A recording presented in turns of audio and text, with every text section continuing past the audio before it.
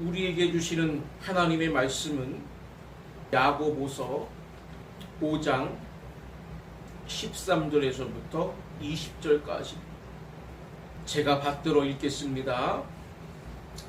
너희 중에 고난당하는 자가 있느냐? 그는 기도할 것이요. 즐거워하는 자가 있느냐? 그는 찬송할지니라. 너희 중에 병든 자가 있느냐? 그는 교회의 장로들을 청할 것이요. 그들은 주의 이름으로 기름을 바르며 그를 위하여 기도할지니라. 믿음의 기도는 병든 자를 구원하리니 주께서 그를 일으키시리라. 혹시 죄를 범하였을지라도 사하심을 받으리라. 그러므로 너희 죄를 서로 고백하며 병이 낫기를 위하여 서로 기도하라. 의인의 간구는 역사하는 힘이 큼이니라. 엘리야는 우리와 성정이 같은 사람이로되 그가 비가 오지 않기를 간절히 기도한즉 3년 6개월 동안 땅에 비가 오지 아니하고 다시 기도하니 하늘이 비를 주고 땅이 열매를 맺었느니라. 내 형제들아, 너희 중에 미혹되어 진리를 떠난 자를 누가 돌아서게 하면 너희가 알 것은 죄인을 미혹된 길에서 돌아서게 하는 자가 그의 영혼을 사망에서 구원할 것이며 허다한 죄를 덮을 것임이라. 아멘. 오늘은 문제 해결을 위해 기도하라 라는 제목을 가지고 하나님의 말씀을 선포하겠습니다. 따라하겠습니다. 문제 해결을 위해 기도하라. 문제 해결을 위해 기도하라. 유명한 찰스 스펄전 목사님은 기도는 황금 열쇠와 같다. 즉 우리 그리스도인들에게 하나님이 주신 최고의 축복이 기도다라고 이렇게 말씀했습니다. E.M. 바운주는 기도는 하나님의 거대한 창고를 여는 열쇠다. 다시 말해 하늘의 보고가 기도를 통해서 열린다 하는 말입니다. 또 R.A. 토레이는 기도는 하나님의 은혜와 능력이 가득 쌓여있는 천국의 창고 문을 여는 열쇠다 이렇게 말씀했습니다. 성경은 어떤 문제든지 기도하라고 창세기부터 계시록까지 수도 없이 기도를 강조하셨습니다. 특별히 예수님은 기도를 절대화하셨어요. 마태복음 21장 22절에 너희가 기도할 때에 무엇이든지 믿고 구하는 것은 다 받으리라. 요한복음 14장 14절에도 내 이름으로 무엇이든지 내게 구하면 내가 행하리라. 이렇게 기도를 절대화하셨다는 것입니다. 그것은 그만큼 예수님 자신에게도 기도가 절대적이었을 뿐만 아니라 오늘 우리 성도들에게도 그 기도는 절대적인 영향력을 준다는 사실을 예수님이 약속을 하신 줄로 믿으시기를 바랍니다. 그렇기 때문에 우리는 기도의 능력을 의심하면 안 되고 또 기도의 삶에 대해서 우리가 등한시하면 안 된다 하는 것을 깨닫게 됩니다. 2023년도에 국민일보에 발표된 통계가 있는데요. 한국교회 성도들이 일주일에 64분 성경을 읽고 하루에 24분 기도한다 하는 통계가 나왔습니다. 몇 년 전에는 기도 시간이 27분이었다고 그랬는데 또 불과 몇 년 사이에 평균 기도 시간이 계속 줄고 있다는 것입니다. E.M. 바운주가 기도의 능력이라고 하는 책에서 가장 기도를 싫어하고 방해하는 존재가 마귀다 그랬어요. 그래서 마귀는 성도들이 기도가 빠진 성경 공부를 하거나 기도가 없는 봉사를 하는 기독교를 조금도 겁내지 않는다. 오직 마귀는 성도들이 기도할 때에만 두려움을 느낀다. 이런 말을 했어요. 그만큼 기도라고 하는 것은 사람의 차원이 아니라 이것은 하나님의 차원이고 악한 사탄을 제어할 수 있는 놀라운 영적 권능이다 하는 것을 말씀합니다. 오늘 본문에 어떤 때 기도하라고 하셨느냐 하면 한마디로 말하면 문제가 있을 때 기도로 해결하라 이렇게 말씀했어요. 그래서 우리는 우리의 삶에 닥쳐진 중요한 3가지 문제를 바로 기도로 해결하라고 하시는 하나님의 말씀을 듣는 것입니다. 오늘 저와 여러분의 삶에 이 기도의 능력을 힘입고 기도의 삶으로 승리해 나가는 저와 여러분들 되시기를 주의 이름으로 간절히 축원합니다. 3가지로 말씀을 상고합니다. 첫 번째는 13절에 보면 고난 해결을 위해 기도하라 이렇게 말씀했어요. 따라하겠습니다. 고난 해결을 위해 기도하라. 고난 해결을 위해 기도하라. 어떠한 고난도 기도의 대상이 된다는 것입니다. 우리가 크게 세상을 살아가면서 당하는 고난이 참 많이 있습니다. 어떤 분들은 사업을 하다가 실패를 하기도 하고 또 어떤 학생들은 진학에 실패를 하고 어떤 가정은 불화로 인해서 가정이 실패를 할 때가 있습니다. 또 개별적으로 사고를 당해서 대인관계가 원만하지를 못해서 이렇게 어려움을 겪는 사람도 있습니다. 이 모든 것들이 다 기도의 대상이 된다는 것입니다. 또 하나는 영적인 고난이 있습니다. 우리가 예수를 믿기 때문에 당하는 어려움이 있어요. 디모데후서 2장 9절에 보면 사도 바울이 이런 고백을 했는데요. 복음으로 말미암아 내가 죄인과 같이 매이는 데까지 고난을 받았으나 그랬습니다. 복음은 사도 바울에게 영광이 아니라 오히려 죄인으로서 감옥에 갇히는 것 같은 고난을 주더라는 것입니다. 그만큼 영적인 고난은 영적 전투와 같다는 것을 깨달을 수가 있습니다. 그래서 존 번연이 이런 말을 했어요.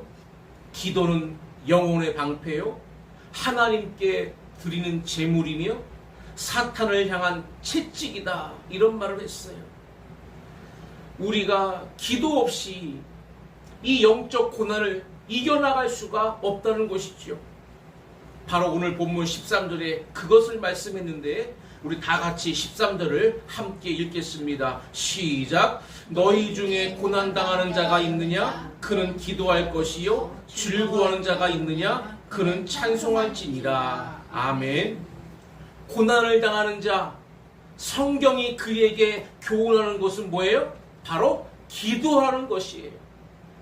그 고난의 문제가 세상적인 것이든 영적인 것이든 너의 그 고난을 풀 수 있는 가장 최선책은 기도다라고 이렇게 말씀하신 줄로 믿으시기를 바랍니다. 우리가 초대교회를 통해서 좋은 한 예를 보게 됩니다.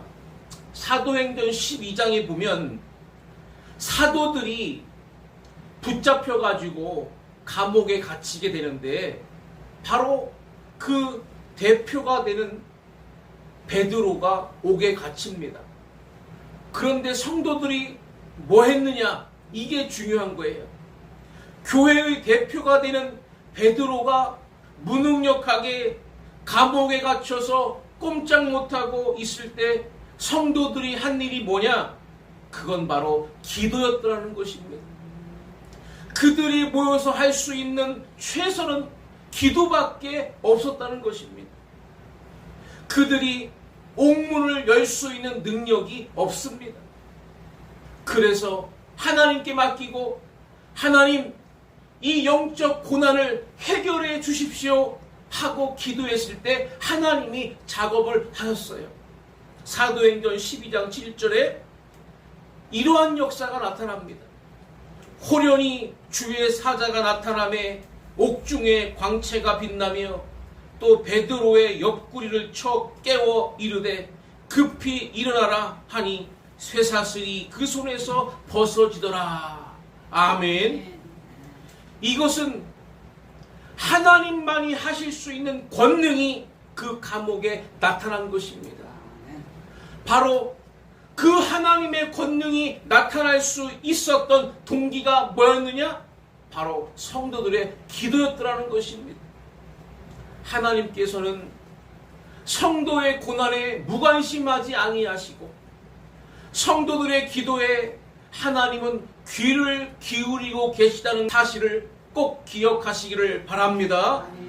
그래서 성도들이 사회생활 속에서 당하는 고난이든 영적 싸움을 위한 고난이든 하나님은 성도의 편에 서서 기도를 들으시고 그 고난을 풀어주시는 하나님이신 것을 우리에게 약속해 주셨을 뿐만이 아니라 또 하나는 내 환경을 변화시키지 못하면 내 마음에 그걸 이겨낼 수 있는 힘을 주시는 것이 바로 하나님의 방법이라는 것을 깨닫게 됩니다.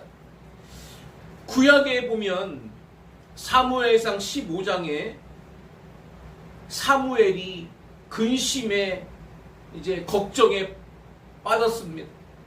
왜냐하면 사울을 왕으로 이제 세워서 나라를 아름답게 이끌고 이제 세우고 키워 나가야 되는데 그만 사울이 인간적인 고집을 부리고 하나님의 뜻에서 멀어지면서 하나님이 그만 사울을 버리시겠다고 말씀했어요. 그 중간에 사무엘은 고민에 빠지지 않을 수가 없었습니다. 그래서 사무엘상 15장 11절 하반절에 보면 사무엘이 근심하여 온 밤을 여호와께 부르짖으니라 그랬습니다. 그렇게 능력이 많은 사무엘도 어떻게 할 수가 없어서 이 깊은 고난에 오직 밤을 새워 기도하는 일밖에 할 수가 없었다는 것입니다. 그러한 사무엘에게 하나님이 힘을 주시고 너는 이제부터 새로운 사람을 찾아가라. 그래서 다윗을 찾아가서 바로 기름을 붓고 새로운 이스라엘의 지도자를 세우는 그런 헌신을 하게 됩니다. 우리가 고난당할 때 우리의 환경을 지배하시는 하나님이 해결해 주시든지 아니면 우리의 심령에 함께 계시는 주님이 기도하는 성도에게 고난을 이길 만한 힘을 주시든지 반드시 고난을 이겨내고자 기도하는 성도에게는 하나님이 이러한 응답을 주신다는 사실을 꼭 믿으시기를 바랍니다. 두 번째는 14절부터 18절에 보면 병 해결을 위해서 기도하라 이렇게 말씀했어요. 따라하겠습니다. 병 해결을 위해서 기도하라. 병 해결을 위해서 기도하라.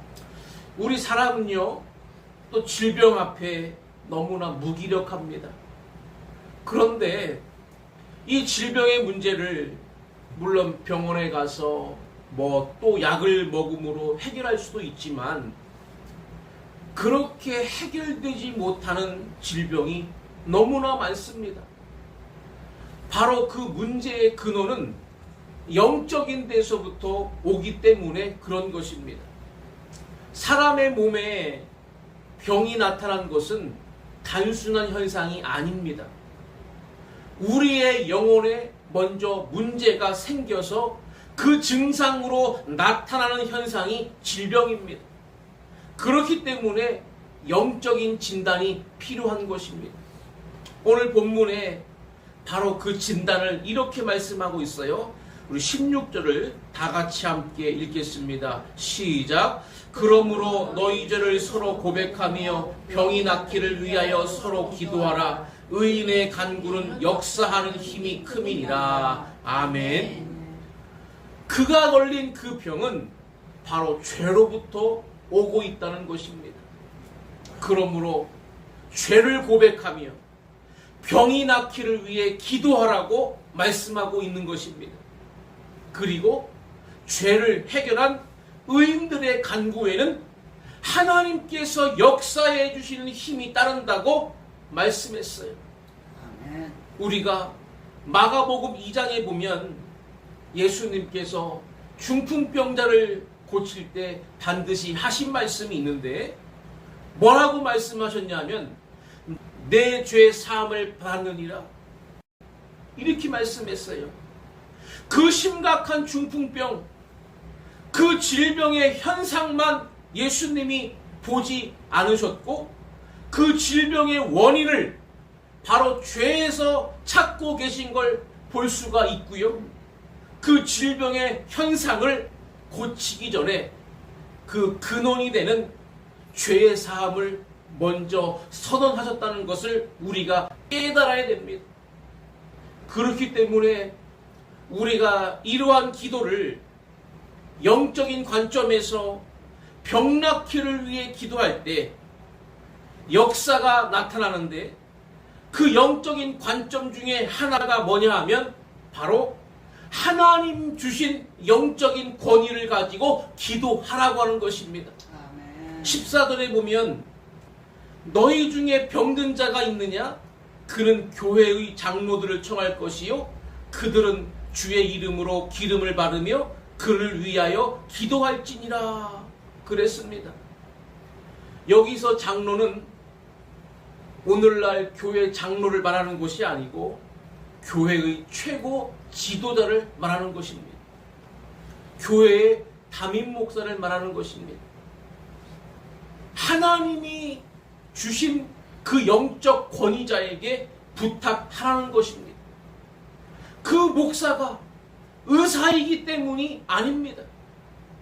바로 그 영의 문제를 진단하는 영적인 치료자이기 때문에 그 권위자를 통해서 해결받으라고 말하는 줄로 믿으시기를 바랍니다.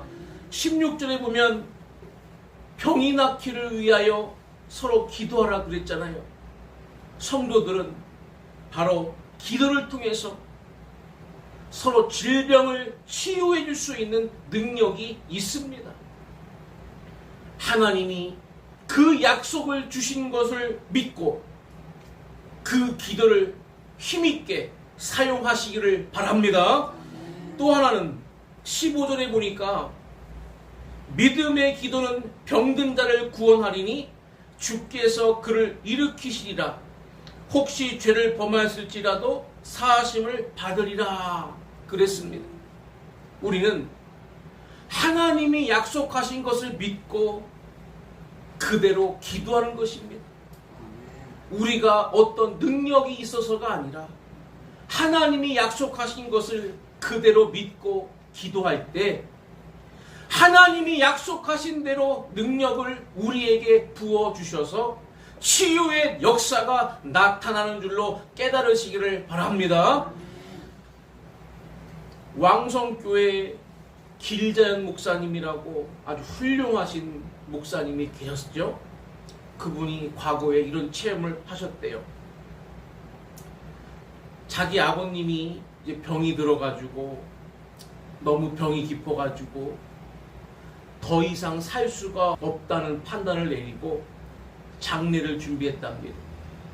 근데 이 길자연 목사님이 너무 안타까워가지고 도저히 자기는 아버님이 돌아가신다는 것을 인정할 수가 없어서 도봉산에 올라갔대요. 그리고 히스기야가 죽을 병에 걸렸지만 하나님 앞에 기도했더니 15년 생명 연장 받았다는 말씀이 자기 마음에 들어와서 자기도 우리 아버지에게도 15년만 삶을 연장해 주십시오 하고 기도를 하기 시작했는데 일주일 동안 기도했대요. 근데 아무 응답이 없더랍니다. 그래서 다시 일주일 또 2주일 계속 금식을 하면서 그 도봉산에서 계속 기도를 한 거예요. 그런데 기도하는 와중에 막 비도 내리고 또 날씨가 너무 몹시 안 좋아서 막 사람이 견딜 수가 없는 상황이었다고 합니다. 그런데 2주를 기도하다 보니까 하나님께서 그 마음의 응답을 주기 시작하는데 이 길자연 목사님의 마음에 평안함이 생기더랍니다. 그리고 너의 아버지를 낳게 하겠다 하는 하나님의 레마가 들렸어요. 하나님의 음성이 들린 거지. 그래서 불이 나게 집으로 내려와 봤더니 장례를 준비하던 집이 싹 변했다라는 거예요. 아버지가 나았더라는 거예요. 할렐루야. 그런데 더 놀라운 것은 뭐냐? 완쾌돼가지고 그 후에 사신 기간이 15년 3개월을 사시고 돌아가셨다는 거예요. 그렇게 간증한 것을 제가 들었습니다. 하나님은요, 과거의 하나님만이 아니에요. 하나님은 오늘 우리들의 현재의 하나님이시라는 사실을 믿고 이 말씀은 2000년 전의 말씀이 아니라 오늘 우리들에게 주신 약속의 말씀을 믿고 실행하시기를 간절히 바랍니다. 암브로우스 페어라고 하는 의사가 이런 말을 했어요. 의사는 상처를 꿰매고 하나님은 상처를 낫게 하신다. 의사가 아무리 유능해도 수술은 그 상처를 꿰매 놓을 뿐이에요. 그 세포가 활성화가 되고 완쾌되어진 힘은 오직 하나님께 달려있다는 사실을 우리가 믿고 깨달으시기를 바랍니다. 아멘. 마지막 세 번째는 19절과 20절에 보면 죄 해결을 위해서 기도하라 이렇게 말씀했어요. 따라하겠습니다. 죄 해결을 위해서 기도하라. 죄 해결을 위해서 기도하라. 우리 사람에게 가장 치명적인 것은 바로 죄의 문제입니다. 본문 19절과 20절에 그랬죠? 우리 다 같이 함께 읽겠습니다. 시작. 내 형제들아, 너희 중에 미혹되어 진리를 떠난 자를 누가 돌아서게 하면 너희가 알 것은 죄인을 미혹된 길에서 돌아서게 하는 자가 그의 영혼을 사망에서 구원할 것이며 허다한 죄를 덮을 것임이라. 아멘. 이 말이 무슨 말인가 하면 한 사람의 죄인을 구원시키는 일보다 더 위대한 일은 없다라는 거예요. 왜냐하면 그 사람의 많은 죄를 해결해 주기 때문이다. 그런 뜻이죠.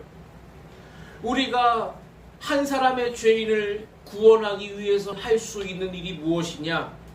기도라는 것입니다. 중보기도. 그 예가 있어요. 우리가 어메이징 그레이스라고 하는 나 같은 죄인 살리신 찬송가를 아주 좋아하는데 그것을 쓴 작사자가 존 뉴턴 목사님이에요. 그분이 과거에는 노예 선박의 선장이었습니다. 그래서 많은 사람들을 돈을 주고 팔아먹는 이러한 나쁜 짓을 하면서 대서양을 왔다 갔다 한 거죠. 그런데 대서양 폭풍 속에서 그가 살아나는 체험을 하면서 하나님을 만나게 됐고 후에 그 나쁜 짓을 버리고 신학을 해서 목사님이 돼가지고 아주 오랫동안 목회를 하신 분입니다. 그렇게까지 된 경위가 있다는 거예요. 그분의 아내와 그분의 어머니가 이 존 뉴턴 목사님을 위해서 30년 동안 기도했더라는 거예요. 그 아들이 삐뚤어져서 잘못된 인생을 살고 있는 걸 보니 너무 안타까워가지고 그 아내와 그의 어머니가 30년 동안 기도했는데 결국 응답을 받고 그 한 사람의 죄인이 돌아오니까 오늘날까지도 수없이 많은 사람들에게 그 죄를 해결하고 하나님께 돌아오게 하는 선한 영향력을 남기고 있다는 것입니다. 그렇기 때문에 성경은 중보기도를 대단히 중요하게 말씀합니다. 디모데전서 2장 1절에 그러므로 내가 첫째로 권하노니 모든 사람을 위하여 간구와 기도와 도구와 감사를 하되 그랬어요.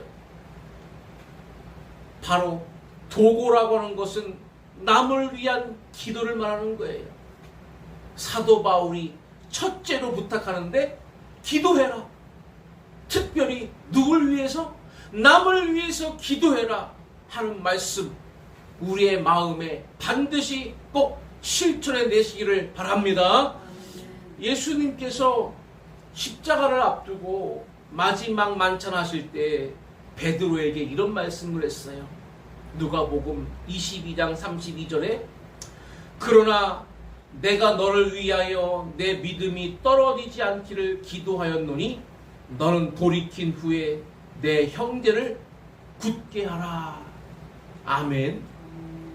예수님은 베드로의 실패를 아셨습니다.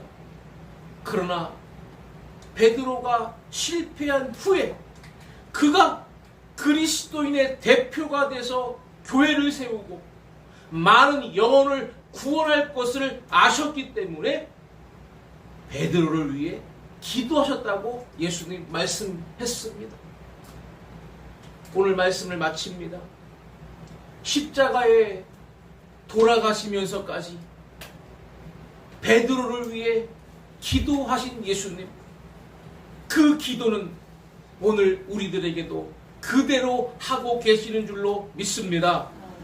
우리가 그 기도 때문에 구원받고 있고 또 우리도 예수님의 기도를 본받는 죄인을 향한 중보기도가 또 다른 영혼들을 구원하고 있다는 사실을 기억하고 어떤 고난이든 어떤 질병이든 어떤 죄인에게든 기도를 통해서 그 문제를 해결받고 승리를 체험하는 저와 여러분들 되어지시기를 주의 이름으로 간절히 축원합니다.